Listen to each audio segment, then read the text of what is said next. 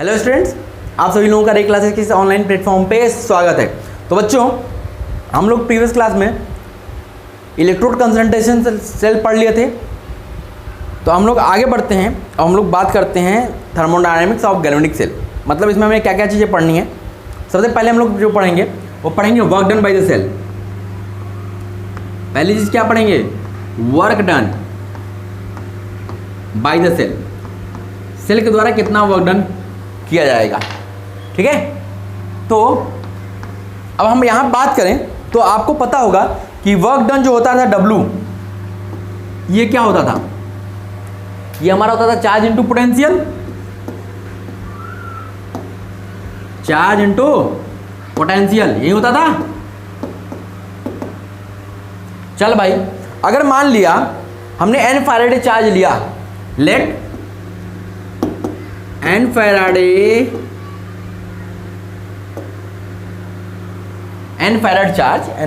Charge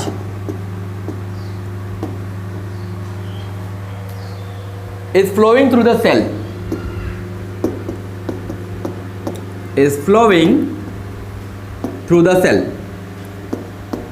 cell से n Faraday charge flow कर रहा है। ठीक, जिसका पोटेंशियल जो है डिफरेंस,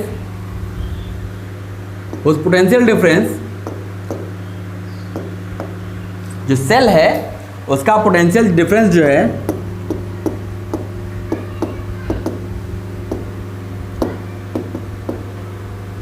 जो हमारा पोटेंशियल डिफरेंस है वो है क्या? वो है हमारा E वोल्ट। ठीक है। अगर जो सेल हमने लिया हुआ उससे n फैराड चार्ज फ्लो कर रहा है और जिसका पोटेंशियल डिफरेंस E वोल्ट है, तो वर्क डन हमारा क्या हो जाएगा? W। आपका चार्ज कितना हो जाएगा? n फैराड इंटू उसका पोटेंशियल E। तो हम लोग W इक्वल टू क्या आ गया? NFE। ये हमारा क्या है? Work done. ओके। अगर हम W मैक्सिमम की बात करें, अगर हम W मैक्सिमम कितना वर्क डन होगा? तो मैक्सिमम उतना ही वर्क डन होगा जितना उसका स्टैंडर्ड इलेक्ट्रोड पोटेंशियल होगा। मतलब जितना उसका, जैसे क्या होता है, कोई भी आप सेल ले आते हो, बैटरी ले आते हो, जैसे इस पर 1.5 वोल्ट लिखा हुआ है, तो वो कब तक वर्क करेगा? वर्क डन कितना होगा? जितना उसका स्टैंडर्ड इलेक्ट्रोड पोटेंशियल होगा। इसका मतलब ये क्या हो जाएगा? NFE0। ये हमारा मैक्सिमम वर्क डन है, मैक्सिमम वर्क डन है। तो ये हमारा पहला था क्या? Work done by cell. Cell के द्वारा कितना वर्क डन किया जाएगा, तो ये आ गया हमारा NFE, और मैक्सिमम वर्क डन कितना होगा? NFE0। ठीक, ये हमारा पहला हो गया। अब चलो दूसरे पे चलते हैं। नोट कर लिया बच्चों? इरेज किया जाए। चलो अब देखना दूसरा क्या है हमारा। दूसरा है हमारा give free energy change. Gives free energy change.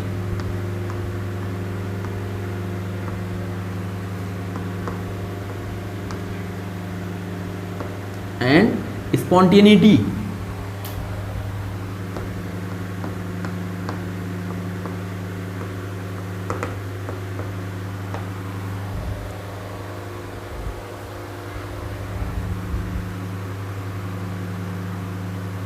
Give free energy change and spontaneity. अब ये क्या है? देखो, हमने पढ़ा था कि जो हमारा गिव फ्री एनर्जी होता है माइनस डेल जी, ये कि क्या है, किसके इक्वल होता था? W useful. जितना यूजफुल वर्क डन होता था उसी के इक्वल होता था। अभी हमने W निकाला कि क्या आता है? NFE। तो इसका मतलब यहां से डेल जी क्या हो जाएगा? Minus NFE। ये हमारा क्या आ गया? Give free energy. और अगर हम डेल जी नॉट की बात करें तो ये क्या हो जाएगा? Minus NFE0, sorry NFE।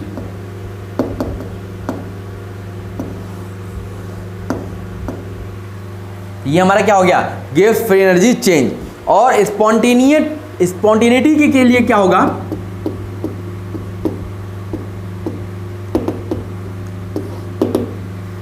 क्या होगा, जब हमारा डेल जी क्या हो, लेस देन जीरो हो। स्पॉन्टेनियस कब होगा, जब डेल जी हमारा निगेटिव होगा। इसका मतलब है हमारा ई सेल ये क्या होना चाहिए, पॉजिटिव होना चाहिए। ये निगेटिव कब होगा, डेल जी निगेटिव कब होगा, जब हमारा ई सेल पॉजिटिव होगा, तभी तो ये निगेटिव होगा। तो इसका मतलब हमारा रिएक्शन जो होगा, हमारा स्पॉन्टेनियस कब होगा, जब हमारा ई सेल पॉजिटिव हो या डेल जी निगेटिव हो। तो ये हमारा सेकेंड हो गया, नोट कीजिए।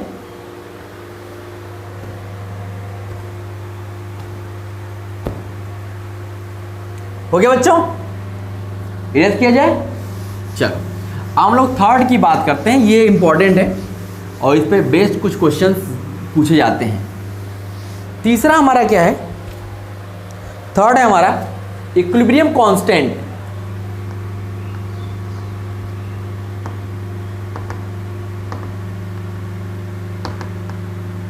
इक्विलिब्रियम कांस्टेंट ऑफ रिएक्शन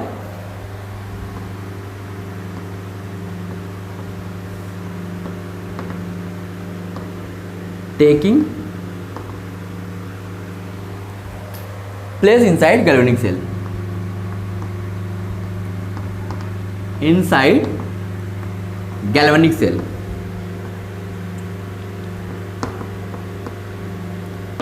हमें क्या निकालना है, इक्विलिब्रियम कांस्टेंट निकालना है। अब ये काफ़ी इंपॉर्टेंट है और इस पे आपके क्वेश्चंस पूछे जाते हैं, इसको आप इंपॉर्टेंट नोट कर लीजिएगा, ठीक है। अब देखो होता क्या है, अब हम लोग इसको एग्जांपल से देखते हैं। जैसे मान लिया हमने क्या किया, एक सेल लिया, क्या लिया cell, Zn oblique ZnSO4 CuSO4 oblique Cu, ठीक, ये हमारा सेल लिया हुआ है। अब ये हमारा क्या है, एनोड हाफ सेल है और वो हमारा क्या है, कैथोड हाफ सेल है। अब इसका कुछ ना कुछ ऑक्सीडेशन पोटेंशियल होगा। हमने मान लिया इसका ऑक्सीडेशन पोटेंशियल जो है वो दिया गया है +0.76, ठीक, इसका ऑक्सीडेशन पोटेंशियल। और इसका भी ऑक्सीडेशन पोटेंशियल हम लोग लिखते हैं, ये E0 OP जो है ये -0.34। दोनों का हमने क्या लिया है, ऑक्सीडेशन पोटेंशियल। अब देखो अगर इसके आयन का कंसंट्रेशन हम बढ़ाएं, इसके आयन का कंसंट्रेशन अगर बढ़ाएंगे तो इसके आयन का कंसंट्रेशन क्या होगा, घटेगा, ठीक। तो देखो इसका मतलब ई सेल जो हमारा होता है, हम ये बता चुके हैं, ई सेल क्या होता है, oxidation potential of anode minus oxidation potential of cathode,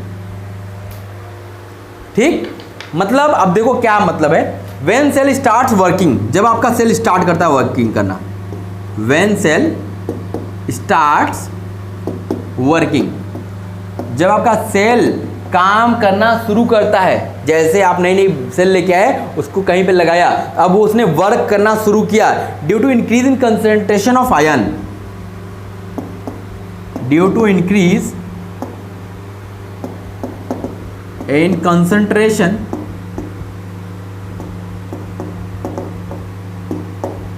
of ions, due to increase in concentration of ion in anodic compartment, in anodic compartment, जो हमारा एनोडिक कंपार्टमेंट है, इसमें आपका आयन का कंसंट्रेशन बढ़ना शुरू हुआ, जिससे क्या हुआ, वो हमारा वर्क करना शुरू किया। Anodic compartment, its oxidation potential decreases, oxidation potential decreases while, यहां पे इसका ऑक्सीडेशन पोटेंशियल क्या होगा, धीरे धीरे कम होना शुरू होगा, देखो क्योंकि यहाँ पे डिफरेंस है ना, देखो यहाँ पे 0.76, यहाँ पे -0.34 डिफरेंस है। अब क्या होगा, इसका ऑक्सीडेशन पोटेंशियल डिक्रीज होना शुरू होगा और इसका ऑक्सीडेशन पोटेंशियल धीरे धीरे क्या होगा, एक बार ये एक ऐसा टाइम है जिस पे दोनों बराबर हो जाएंगे, तो वहीं पे हमारा सेल वर्क करना बंद कर देगा। जब तक पोटेंशियल का डिफरेंस होगा तब तक सेल वर्क करेगा। जैसे ही पोटेंशियल बराबर हुआ वहीं पे वो सेल वर्क करना बंद कर देगा और बोल देंगे वो सेल हमारा डेड हो गया, खराब हो गया। Decreases while oxidation potential of cathode increases. Oxidation potential of cathode increases. आपका कैथोड का ऑक्सीडेशन पोटेंशियल क्या होगा, बढ़ना शुरू होगा। And finally both become equal. Finally both become equal. और एक ऐसा टाइम आएगा जब दोनों क्या हो जाएंगे, बराबर हो जाएंगे। फाइनली बोथ बिकम इक्वल, दोनों इक्विलिब्रियम में आ जाएंगे, बराबर आ जाएंगे। That is E cell become zero. तो अब यहां पे क्या होगा, इसको नोट कर लो बच्चों, तो मैं ऊपर लिखता हूं ताकि आपको देखने में दिक्कत ना हो। नोट कर लो इसको। तो जब ये दोनों इक्वल हो जाएंगे, दोनों इक्वल हो जाएंगे तो क्या होगा, देखो that is E cell become zero. आपका सेल का इलेक्ट्रोड पोटेंशियल जो है वो आपका क्या हो जाएगा, जीरो हो जाएगा। Cell stops working. तो क्या हो जाएगा, सेल स्टॉप्स वर्किंग। आपका सेल काम करना बंद कर देगा। And reaction comes to at equilibrium. And reaction, जो रिएक्शन हो रहा था, कम्स टू एट इक्विलिब्रियम। अब हमारा रिएक्शन क्या होगा, इक्विलिब्रियम पे आ जाएगा। जो रिएक्शन हो रहा था अब वो इक्विलिब्रियम कंडीशन में आ जाएगा।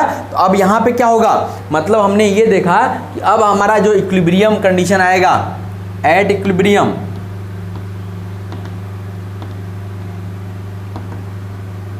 इक्विलिब्रियम पे क्या होगा, जो हमारा ऑक्सीडेशन पोटेंशियल ए का है, ऑक्सीडेशन पोटेंशियल ऑफ एनोड, ये क्या हो जाएगा, ऑक्सीडेशन पोटेंशियल ऑफ कैथोड, दोनों के इक्वल हो जाएगा। इसका मतलब है कि दोनों अपोजिट साइंस के होंगे और इक्वल होंगे। तो इसका मतलब है कि ई सेल क्या हो जाएगा भाई, जीरो।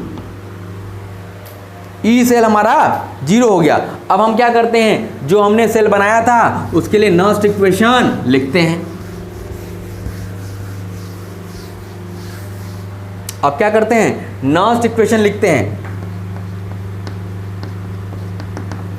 देखो नर्स्ट इक्वेशन क्या होगा, जो हमारा E cell is equal to E not cell minus 0.059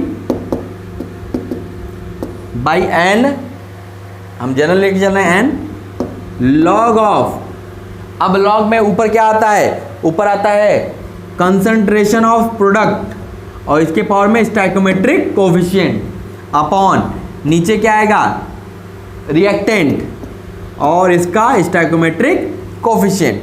ठीक है, अब जो ये है, यही हमारा क्या होता है, ये हमारा होता है रिएक्शन कोशेंट। इसको हम लोग क्या बोलते हैं, reaction quotient, reaction quotient,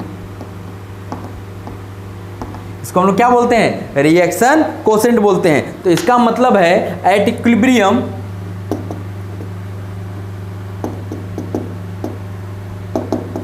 equilibrium पे क्या होगा, ई सेल तो जीरो होगा, ई सेल हमारा जीरो होगा और क्यू जो होगा, जो रिएक्शन कोशेंट होगा, वही हमारा के इक्विलिब्रियम के इक्वल होगा। यही हमारा क्या है, यही हमारा इक्विलिब्रियम कांस्टेंट है। ये हमारा के ई क्यू क्या है, इक्विलिब्रियम कांस्टेंट। ये हमारा रिएक्शन कोशेंट होगा, यही हमारा के इक्विलिब्रियम के इक्वल हो जाएगा। इसी को बोलते हैं reaction constant, equilibrium constant, sorry.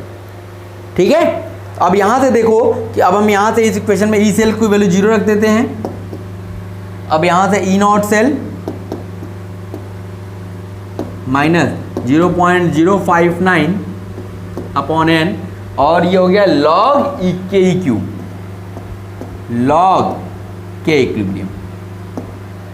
ठीक, अब हमें यहाँ से क्या निकालना है, हम के इक्विलिब्रियम फाइंड आउट करना चाहते हैं, तो यहाँ से लॉग के इक्विलिब्रियम की वैल्यू क्या आ जाएगी, लॉग के इक्विलिब्रियम की वैल्यू क्या हो जाएगी, ये जाएगा इधर माइनस, या इसको देगा N, N E cell upon 0.05, N E not cell upon 0.059। तो ये हमारा एक रिलेशन आ गया। ठीक, इसको हमको याद रखना है। और अगर हम यहाँ पे इसका एंटी लॉग ले लेते हैं, टेकिंग एंटी लॉग,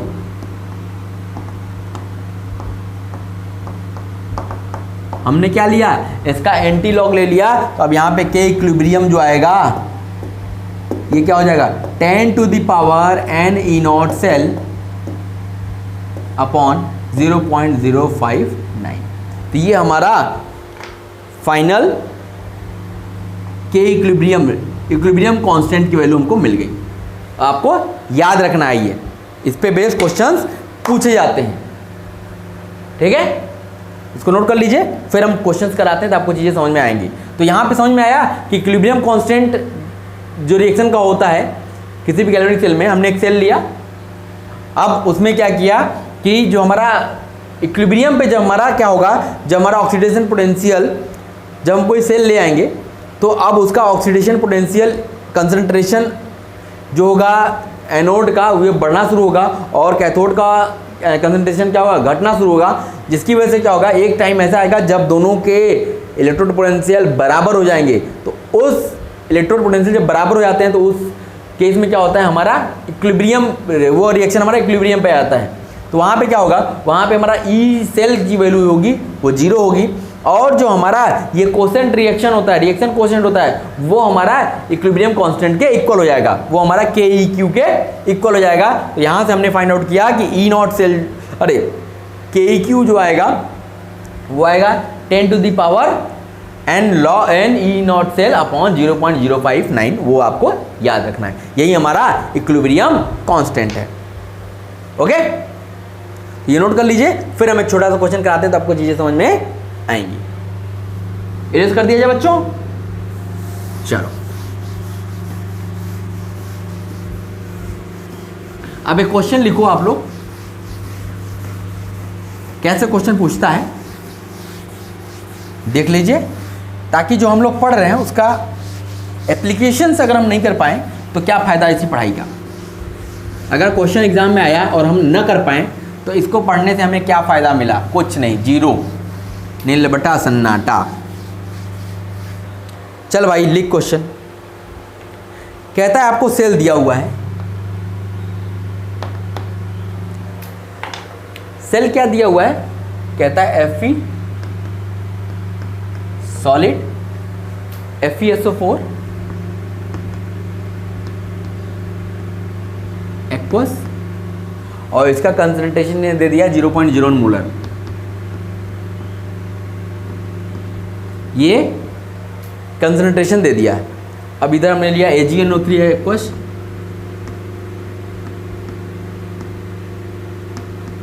और इसका कंसंट्रेशन ने दे दिया 10⁻³ मोलर, और इधर क्या Ag सॉलिड। ठीक, अब यहाँ पे इसने और क्या क्या दिया है, बोला इसने E0 Fe+2 Fe, इसकी वैल्यू दी गई है -0.4 वोल्ट। ठीक, एंड E0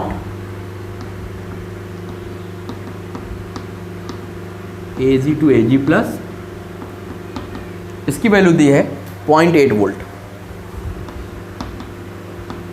कहता है कैलकुलेट, आपको कैलकुलेट करना है फर्स्ट चीज, पहला चीज क्या कैलकुलेट करना है, कहता है W मैक्सिमम निकालिए, W निकालिए, del G निकालिए, डेल जी नॉट निकालिए ऑफ द सेल, इस सेल का हमें W maximum, W del G not हमें फाइंड आउट करना है। दूसरा क्या कैलकुलेट करना है, second K E Q of the cell reaction, मतलब equilibrium constant, equilibrium constant of the cell reaction. Cell reaction का हमें क्या निकालना है, इक्विलिब्रियम कांस्टेंट हमें फाइंड आउट करना है। तो चलो भाई फाइंड आउट करते हैं हम लोग। बहुत ध्यान से देखना कैसे हम लोग अप्लाई करते हैं इक्वेशंस को। सबसे पहला काम हमारा क्या होगा, हमें सेल को देखा और यहाँ पे अब हम लोग एनोड रिएक्शन लिखेंगे। एनोड पे क्या रिएक्शन होगा, एनोड पे हमारे साथ क्या होता है, ऑक्सीडेशन होता है। इसका मतलब हमारा Fe जो होगा ये किस में कन्वर्ट हो रहा है, Fe+2 इलेक्ट्रॉन, ठीक। और यहाँ पे इसका ऑक्सीडेशन पोटेंशियल दिया हुआ है E0OP, ये दिया गया है 0.4। यहाँ पे ये क्या दिया था, रिडक्शन पोटेंशियल, इसका ऑक्सीडेशन पोटेंशियल क्या हो जाएगा 0.4 वोल्ट, ठीक। ये हो गया। अब चलो भाई कैथोड पे, जब हम कैथोड पे चलते हैं तो कैथोड पे आपका क्या होता है, रिडक्शन। तो रिडक्शन यहाँ पे Ag plus electron gives Ag, और यहाँ पे ऑक्सीडेशन पोटेंशियल जो दिया गया है वो दिया गया 0.8 वोल्ट।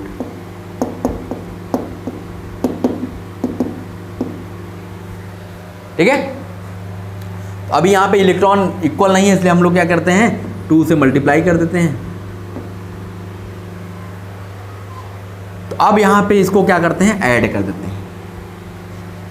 ऐड करो भाई, तो यहाँ से देखो ये कैंसिल, यहाँ से मिला Fe plus 2Ag plus gives Fe+2 plus 2Ag मिलेगा, ठीक है। और यहाँ पे ई सेल क्या हो जाएगा, अगर हम E0 सेल की बात करें तो ये कितना आ जाएगा 1.2 वोल्ट, ठीक। और यहाँ पे N की वैल्यू देखा जाए तो N की वैल्यू कितनी है, N की वैल्यू है 2, ठीक। अब देखो यहाँ पे, अब हम क्या करते हैं, अब हम यहाँ पे एक के इक्विलिब्रियम निकालते हैं। के इक्विलिब्रियम निकालना आसान है, तो अब हम दूसरा पार्ट जो है हम पहले करते हैं। के इक्विलिब्रियम हमने क्या पढ़ा formula, 10 to the power minus, क्या था हमारा 10 to the power minus n into E0 cell. n की वैल्यू क्या है 2 इंटू E0 सेल 1.2 अपॉन 0.06 ले लेते हैं। सिंप्लिसिटी के लिए हम लोग 0.06 ले लेते हैं। इसको सॉल्व करो तो देखो ये आ जाएगा 10 टू दी पावर 40। ये देखो हमें क्या मिल गया, हमें इक्विलिब्रियम कांस्टेंट हमें फाइंड हो गया, ठीक है।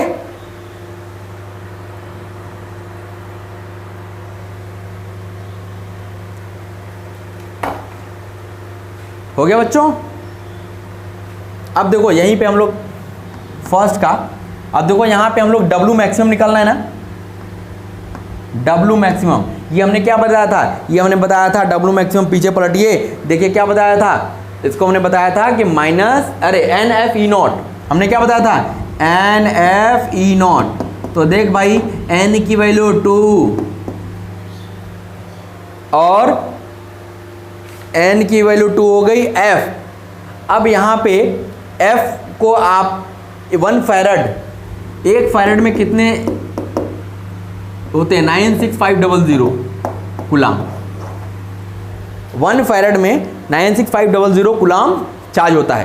तो यहाँ पे f मतलब 1 फैरड, तो यहाँ पे 2 इंटू 96500 इंटू E0 की वैल्यू 1.2, ये हमारा क्या आ गया, W मैक्सिमम आ गया। अगर हम यहीं पे डेल G0 की वैल्यू निकालना चाहें, डेल G0, तो ये हमारा क्या हो जाता माइनस NFE0। तो बस यहीं पे क्या कर दीजिए, माइनस लगा दीजिए, तो ये हो गया -2 इंटू 96500 इंटू 1.2। ये तो भाई बात हो गई W मैक्सिमम ने निकाल लिया, डेल G0 की वैल्यू निकाल ली। लेकिन अगर हमें W की वैल्यू कैलकुलेट करनी है तो वहाँ पे E निकालना पड़ेगा ना, electrode potential of cell, cell का E निकालना पड़ेगा। उसके लिए हमें क्या करना पड़ेगा, हमें नस्ट इक्वेशन अप्लाई करना पड़ेगा। हमें इस वाले पे नस्ट इक्वेशन अप्लाई करना पड़ेगा। पहले नोट कर लीजिए, फिर आपको ऊपर का इरेज करते हैं।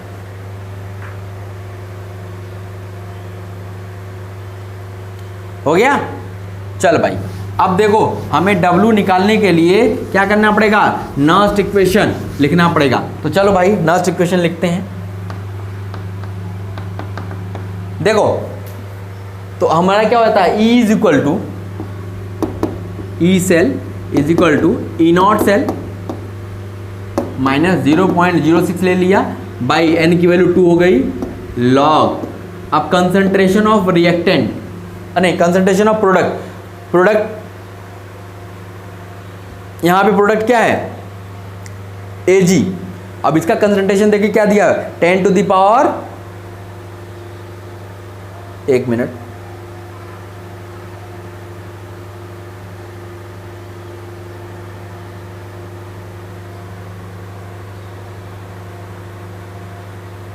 हाँ ये हमारा है ना। तो यहां पे कंसंट्रेशन क्या, 10 to the power -2 upon reactant. अब देखो यहां पे हमने क्या किया, 2 से मल्टीप्लाई किया Ag के लिए, तो यहां पे हो जाएगा 10 टू द पावर -3 इसका स्टैकोमेट्रिक कोफिशिएंट। ठीक है, तो इसको सिंप्लीफाई करो तो ये आपको मिल गया 1.2, ई नॉट सेल तो 1.2 है, माइनस ये हो गया 0.03, वो हो गया 4, तो 4 3 या 12, 0.13, अरे 0.12। ठीक, तो यहाँ से ई सेल क्या मिल गया हमको, ई सेल मिला हमको 1.08 वोल्ट, ये हमें ई सेल मिल गया। जब ई सेल मिल गया तो अब हम लोग यहाँ से W निकाल सकते हैं। तो W इज इक्वल टू क्या होता है, NFE, N की वैल्यू 2, F की वैल्यू 96500 और E की वैल्यू 1.08। ये हमारा W आ गया। अगर हमें यहाँ पे डेल G निकालना चाहते हैं, डेल G ये क्या हो जाएगा, -NFE। तो बस ऊपर वाली चीज़ को निगेटिव में लिख दो, 2 × 96500 × 1.08। ये हमारा क्वेश्चन कंप्लीट हो गया। कोई दिक्कत इस क्वेश्चन में, कोई दिक्कत आपको समझ में आ रही है? नहीं,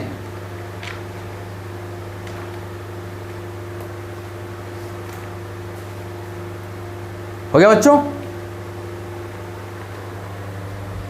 समझ में आ गया कि कैसे हम लोग इक्विलिब्रियम कांस्टेंट फाइंड आउट करते हैं, del G W, del G not, W maximum कैसे फाइंड आउट करते हैं, समझ में आ गया। चलो इसको नोट कर लो, एक बार फिर से आप रिवाइज करना है इसको, तो आपको यह चीज़ क्लियर हो जाएगा, एकदम कॉन्सेप्ट क्लियर हो जाएगा।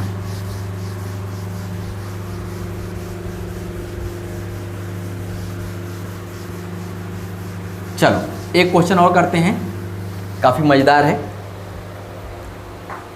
चलो क्वेश्चन छोड़ते हैं, अब हम बात करते हैं चौथे टर्म की। चौथा हमारा क्या है, relationship between standard electrode potential, relationship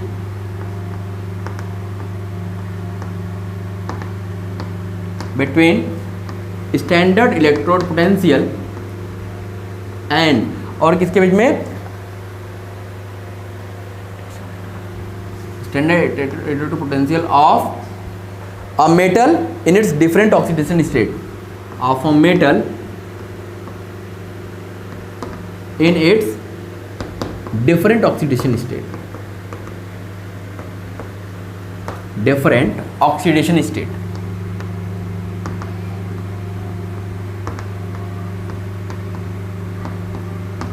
different oxidation state में हम लोग क्या चाहते हैं कि रिलेशनशिप फाइंड आउट करना चाहते हैं स्टैंडर्ड इलेक्ट्रोड पोटेंशियल का, मेटल के स्टैंडर्ड इलेक्ट्रोड पोटेंशियल का अलग अलग ऑक्सीडेशन स्टेट में हम लोग रिलेशन फाइंड आउट करना चाहते हैं। जैसे मान लिया कि हमारा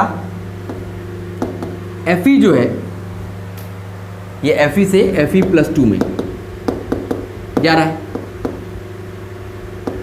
ठीक है, और यहाँ पे ये किसके इक्वल है, X के इक्वल, ठीक। अब अगर Fe Fe+3 में कन्वर्ट हो रहा है और ये y मान लिया, और यहाँ पे Fe+2 जो है Fe+3 में कन्वर्ट हो रहा है और ये z है। तो हमें अब इन्हीं XYZ में रिलेशन फाइंड आउट करना है। XYZ में रिलेशन फाइंड आउट, अगर यहाँ पे देखा जाए तो ये हमारा कौन सा आयन है, ये हमारा मेटल आयन है, मेटल आयन, मेटल आयन। ये क्या है, ये भी हमारा मेटल आयन। अब ये क्या है, ये क्या है, अब यहाँ पे एक ही एलिमेंट का ऑक्सीडेशन भी हो रहा है, रिडक्शन भी हो रहा है, तो ये हमारा ऑक्सीडेशन रिडक्शन है। ऑक्सीडेशन रिडक्शन मतलब रिडॉक्स, ठीक है। तो हम लोग इसको एक क्वेश्चन के रूप में करते हैं, ठीक है। तो क्वेश्चन लिखिएगा,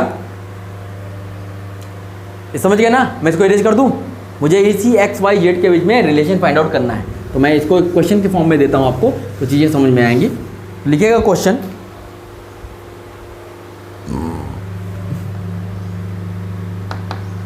if E not of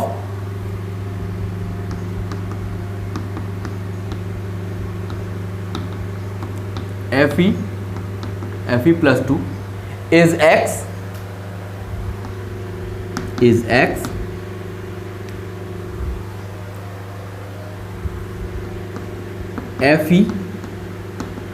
Fe+3 is Y, and Fe+2 to Fe+3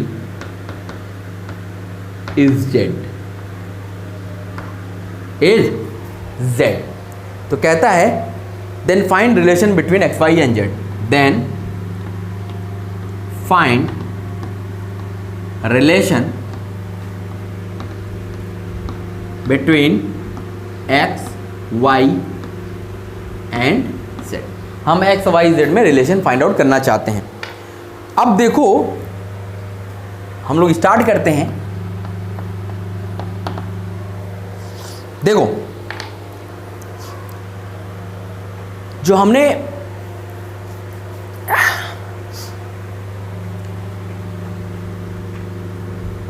हमारा Fe+2 में कन्वर्ट हो रहा है, हमने इसको क्या कर दिया, हमने इसको रिवर्स लिख लिया। हमने इसको लिख लिया Fe+2 + 2 इलेक्ट्रॉन गिव्स Fe, ठीक। और इसका E0 क्या दिया हुआ है, X दिया हुआ, ठीक। अगला क्या है, Fe change to Fe+3 + 3 electron, ठीक है। इसका E0 क्या दिया हुआ है, Y। और Fe+2 + 2 इलेक्ट्रॉन गिव्स। अब देखो अगर हम ये देखें कि अगर हमने इन दोनों रिएक्शन को ऐड कर दिया, देखो बच्चे गलती कहाँ करते हैं, बच्चे करते हैं इसको ऐड कर देते हैं, तो यहाँ से हो गया Fe+2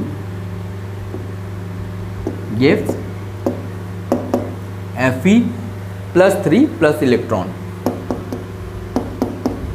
बच्चे क्या करते हैं, ये Fe cancel, Fe+2 is equal to Fe+3 + electron, और यहाँ से इसका E0 Z क्या दिया हुआ है, Z दिया हुआ है। अब वो क्या करते हैं, Z को लिख देते हैं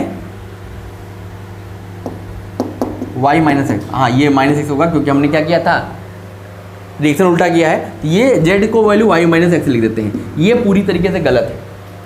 वो ये रिलेशन बनाते हैं Z = Y - X, ये इक्वेशन लिखा और लिख दिया, यहाँ देख लिया कि ये -X + Y, Z = Y -X + Y, मतलब X Y - X हो रही है, जो ये गलत है।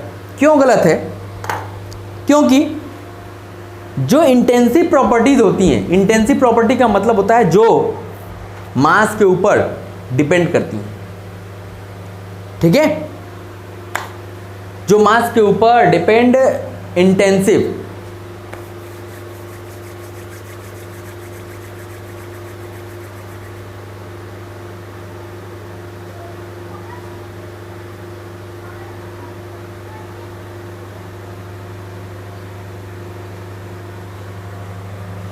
तो ये हमारा क्या होता है, जो हमारा सेल पोटेंशियल होता है वो हमारा एक इंटेंसिव प्रॉपर्टी होती है, ठीक है। तो इसलिए उसको हम डायरेक्टली ऐड नहीं कर सकते, उसको हम लोग डायरेक्टली ऐड नहीं कर सकते। लेकिन जो हमारा डेल जी नॉट होता है वो हमारी एक एक्सटेंसिव प्रॉपर्टी होती है, उसको हम डायरेक्टली ऐड कर सकते हैं। तो इसका मतलब अब हम इसको कन्वर्ट करेंगे किसमें, डेल जी नॉट के फॉर्म में।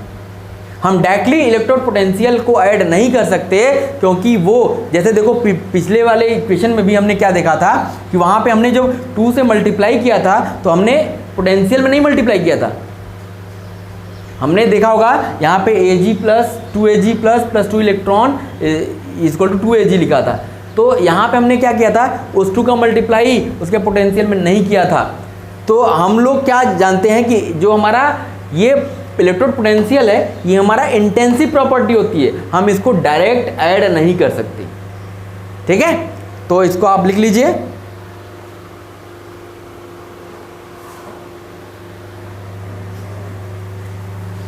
Cell potential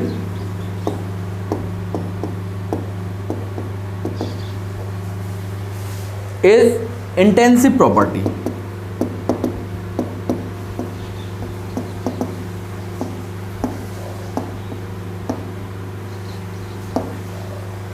Hence it cannot be directly added.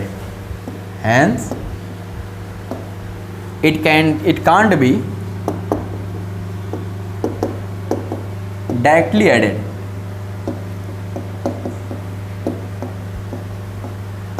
इसको आप डायरेक्टली ऐड नहीं कर सकते।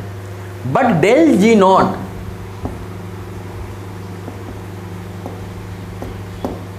Is an extensive property.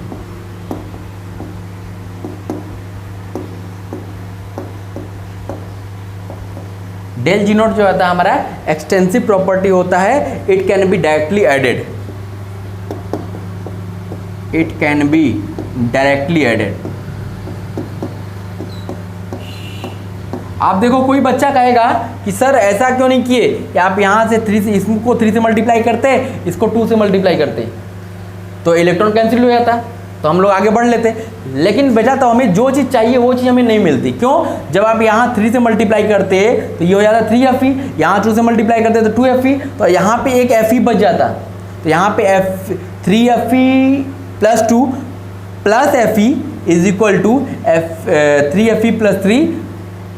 तो एक Fe हमारा बच जाता, वो हमारा काम बिगाड़ देता है, इसलिए हम उसको नहीं कर सकते। और एक नोट लिख लीजिएगा, अभी मैं इसको समझाता हूँ कि सेल पोटेंशियल डायरेक्टली एडेड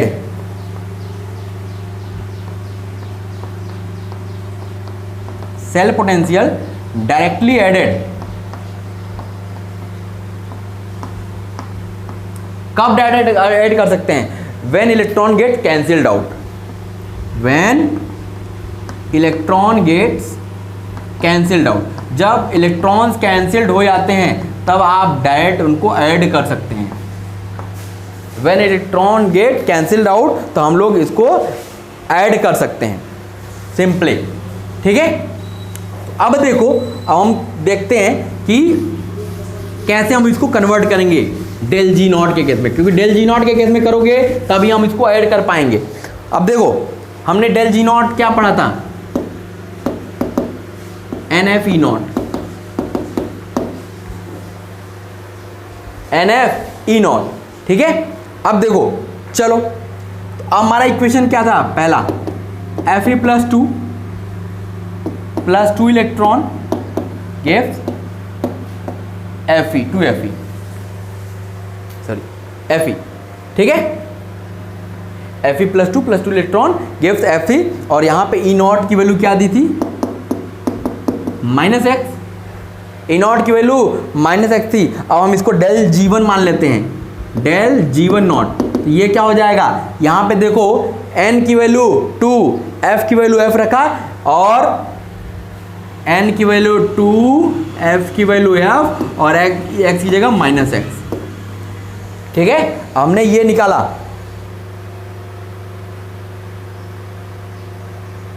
यहाँ पे सॉरी यहाँ माइनस होता है ना, माइनस, ठीक है। चलो अब अगला इक्वेशन लिखते हैं। ये हमारा फर्स्ट इक्वेशन हो गया। सेकंड इक्वेशन पे चलो, सेकंड इक्वेशन क्या था, Fe से Fe प्लस 3, तो Fe change to Fe plus 3 electron. इसका ई नॉट कितना, ये वाई, और इसको मान लिया डेल जी, ये जी डेल जी टू नॉट, ये क्या हो जाएगा n की value 3f minus into Y. ठीक, चलो अब हम इन दोनों को क्या करते हैं, ऐड कर देते हैं। इन दोनों को ऐड करते हैं तो यहाँ से देखो Fe प्लस 2,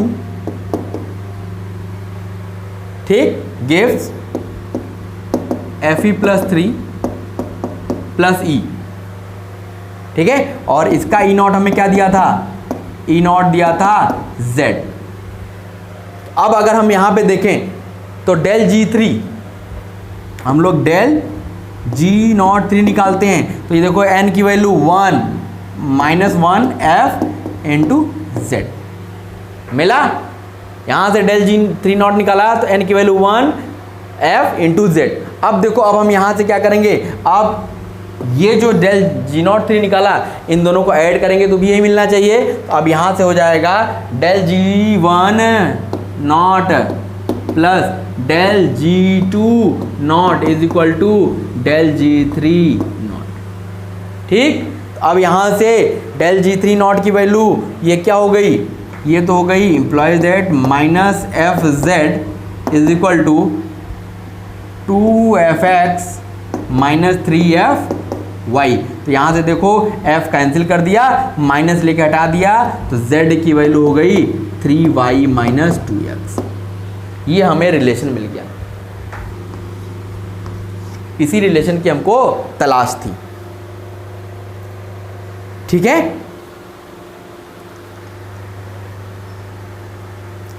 तो यहां से देखा तो हम लोग क्यों नहीं ऐड कर सकते, समझ गए, क्योंकि हमारा ये जो पोटेंशियल होता है वो हमारा इंटेंसिव प्रॉपर्टी होता है और डेल जी नॉट क्या होता है, एक्सटेंसिव प्रॉपर्टी होता है। हम इसको तो ऐड कर सकते हैं लेकिन पोटेंशियल को ऐड नहीं कर सकते। हाँ, पोटेंशियल को ऐड कर सकते हैं जब हमारा इलेक्ट्रॉन कैंसिल आउट हो जाता। अब देखो कोई बच्चा क्या कहेगा, इसको नोट कर लीजिए तो फिर आपको समझाते हैं जो गड़बड़ी जो बच्चे करते हैं। नोट कर लिया बच्चों, इरेज करूं, चलो। अब देखो कोई बच्चा क्या बोलेगा, तो हमारे पास इक्वेशन क्या है, Fe plus 2 electron gives Fe और इसका ई नॉट जो है माइनस एक्स है, ठीक। और Fe सेकेंड इक्वेशन है Fe प्लस 3 इलेक्ट्रॉन, इसका ई नॉट है y, ठीक है। अब कोई बच्चा बोले कि भाई ये इक्वेशन 1 हो गई, ये इक्वेशन 2 हो गई, हमने क्या किया 1 को 3 से मल्टीप्लाई किया और 2 इंटू 2 कर दिया। तो अब यहाँ से देखो क्या हो जाएगा, 3Fe plus 2 plus 6 electron gives 3Fe, ठीक है।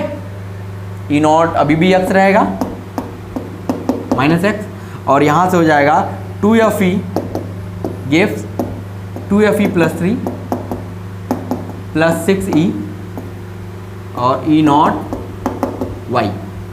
कोई बच्चा बोलेगा कि सर अब इसको हम लोग कैंसिल कर देते हैं, ये इलेक्ट्रॉन से इलेक्ट्रॉन कैंसिल हो गया, अब ये हो गया 3Fe प्लस 2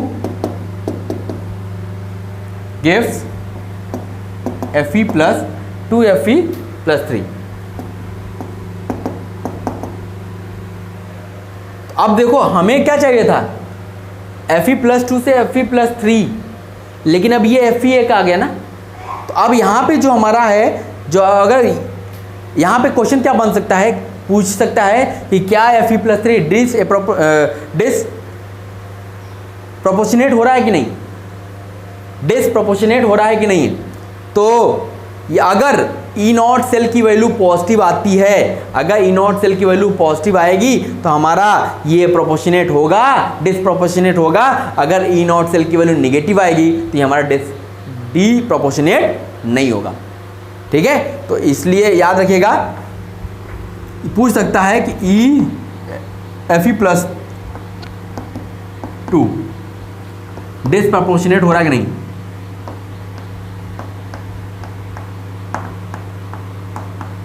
तो तो अब यहाँ पे होगा if E not cell is positive, तो लिखेंगे यस, डिसप्रोपोर्शनेट होगा। अगर ए नॉट सेल की वैल्यू निगेटिव आ गई तो लिखेंगे नहीं, डिसप्रोपोर्शनेट नहीं होगा। ठीक है, तो यहाँ पे वो चीज़ हम लोग नहीं कर सकते। ठीक है, समझ में आ गया? तो इसको नोट कर लीजिए बच्चों। तो आज की क्लास के लिए बस इतना ही, फिर अगली क्लास में हम लोग मिलेंगे तो उसके आगे और भी एक दो टर्म्स बचे हुए हैं, उसको हम लोग करके फिर आगे बढ़ेंगे। Okay, thank you.